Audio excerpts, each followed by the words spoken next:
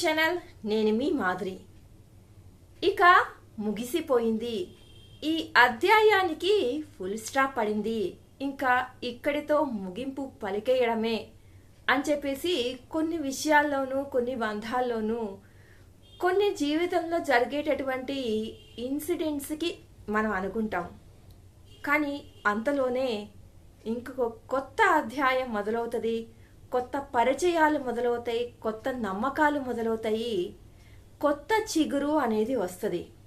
అరే, ఆ చాప్టరు అయిపోయినా కానీ ఇంకొకటి మొదలైంది కదా, మళ్ళీ మన జీవితం ఆనందమయంగా, ఎంతో హుందాగా, ఎంతో ఆహ్లాదకరంగా ఉండబోతుంది అని మనం కలలు కనే లోపే మరలా ఇది కల మాత్రమే, నిజం అనుకోకు అని చెప్పేసి వాటిని మరలా జ్ఞాపకాలుగా మిగిల్చేసి మన జీవితంలో నుంచి కొందరు వెళ్ళిపోతూ ఉంటారనమాట.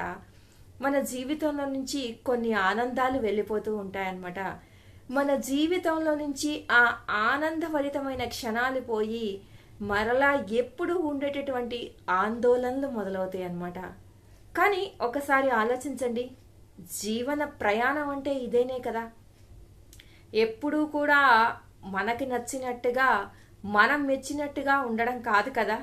సో కొత్త చిగురు రావటము, కొత్త అధ్యాయం మొదలవటము అనంటే ఒక్క రిలేషన్షిప్పే కాదండి. అంటే మన లైఫ్లో నుంచి ఒక మనిషి వెళ్ళిపోతే మరలా మనల్ని ఆదుకోవడానికి, మనల్ని ఓదార్చడానికి ఇంకొక మనిషి లైఫ్లోకి వస్తారు అని కాదు.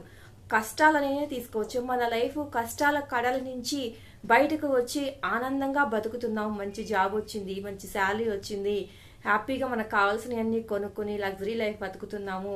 పేదరికం నుంచి వచ్చి కష్టపడి ఈ స్థాయికి వచ్చాము. ఇలా అనుకునే లోపల మరలా బిజినెస్ లో అయిపోవడమా, లేదంటే జాబ్ పోయి మళ్ళీ కష్టాల లోతుల్లోకి వెళ్ళిపోవడమా, ఇలా అన్నమాట. ఒక్క రిలేషన్షిప్ అనే కాదు, ఏ విషయంలో అయినా మనము కావాల్సింది మన లైఫ్కి దొరకడం అనమాట. లైఫ్కి దొరికింది అని అనుకునే లోపల మళ్ళా ఆ దొరికింది కాస్త మన చేజారిపోయి మరలా మనము ఆ కష్టం అనే దానిలోకి వెళ్ళటం అనమాట. అంటే జీవితం అంటేనే కష్ట సుఖాల మయం కాబట్టి ఒక కష్టానికి ముగింపు పలకబోతున్నా అన్నప్పుడు ఒక సుఖం రావచ్చు, లేదంటే ఒక కష్టం రావచ్చు. ఒక సుఖానికి ముగింపు అన్నప్పుడు మరొక సుఖము రావచ్చు, లేదంటే మళ్ళీ కష్టం రావచ్చు. ఏది వస్తుంది అనేది చెప్పకుండా వచ్చేదే మ్యాజిక్, అదే జీవితం అన్నమాట. కాబట్టి లైఫ్లో ఎప్పుడూ కూడా ఏ అధ్యాయానికి కూడా ఇక ముగింపు అయిపోయింది అని ఎప్పుడు అనుకుంటాము అంటే ఒక్క మన ఆత్మ మన శరీరాన్ని వదిలినప్పుడు మాత్రమే ఇక ఈ జన్మకి ముగింపు అయిపోయింది అని మనం అనుకోవాల్సిన పరిస్థితి అన్నమాట. కానీ అంతకు ముందే అయిపోయింది, ఇంకా ఈ చాప్టర్ అయిపోయింది, ఇక ఈ దీనిలోంచి మనం వడ్డుకు పడిపోయాము అని మాత్రము అనుకోకండి. బట్ కానీ ఏది జరిగినా మన మంచికే. ఏది జరిగినా కష్టం వస్తే ఖచ్చితంగా మళ్ళా సుఖం వస్తుంది, సుఖం వస్తే ఖచ్చితంగా మళ్ళా కష్టం వస్తుంది. ఈ రెండు కూడా వచ్చిపోతూనే ఉంటాయి అని ఒక మైండ్ సెట్ని మనం కనుక ప్రిపేర్ చేసుకున్నాము అని అంటే ఇంకా మనం ఎప్పటికీ కూడా ఏ అధ్యాయాలు ముగిసిపోయినా, ఏ కొత్త అధ్యాయాలు మొదలైనా పెద్దగా మనకి ఫరక్ కనిపించదు అనమాట. పెద్దగా వ్యత్యాసం అనేది కనిపించదు. లైఫ్ ఎప్పుడు కూడా స్టబాన్గా అన్ని మిక్స్డ్ కంటెంట్తో ఉన్నట్టుగా మనకు ఫీలింగ్ వస్తుంది అనమాట.